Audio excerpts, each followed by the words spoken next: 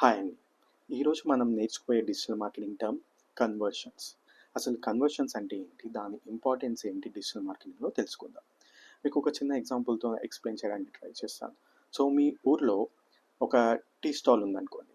Tea స్టాల్‌కి ఆ రోజు ఒక 100 మంది వచ్చారు. 100 మందిలో ఓన్లీ 10 మంది మాత్రమే టీ కొనుక్కొని తాగారు. అంటే ఆ 10 మంది కన్వర్షన్ అయ్యారు అని అర్థం. కన్వర్టెడ్ అని అర్థం.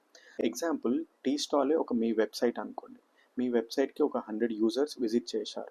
100 యూజర్స్ విజిట్ చేశాక ఓన్లీ 10 మెంబర్స్ మాత్రమే యాక్షన్ తీసుకున్నారు.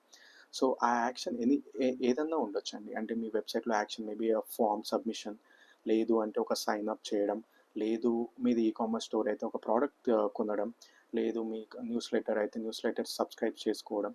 సో, ఎనీ డిజైర్డ్ యాక్షన్ చేయడం ఆన్ ద పేజ్ అనేది జరుగుతుంది.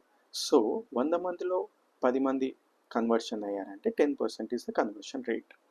సో, అందుకే కన్వర్షన్స్ క్యాలిక్యులేట్ చేయడం అనేది ఒక important metric in digital marketing. So, ఏదన్నా క్యాంపెయిన్ రన్ చేసినప్పుడు ఎనీ పెయిడ్ కానీ, ఆర్గానిక్ క్యాంపెయిన్ కానీ, any type of campaign run చేసినప్పుడు మనకు ఎండ్ గోల్ వచ్చేసి how many conversions happen? What is the conversion rate? అనేది చాలా ఇంపార్టెంట్. ఎందుకు అంటే ఇది డైరెక్ట్‌గా బిజినెస్ రెవెన్యూని ఇంపాక్ట్ చేస్తుంది. Thank you.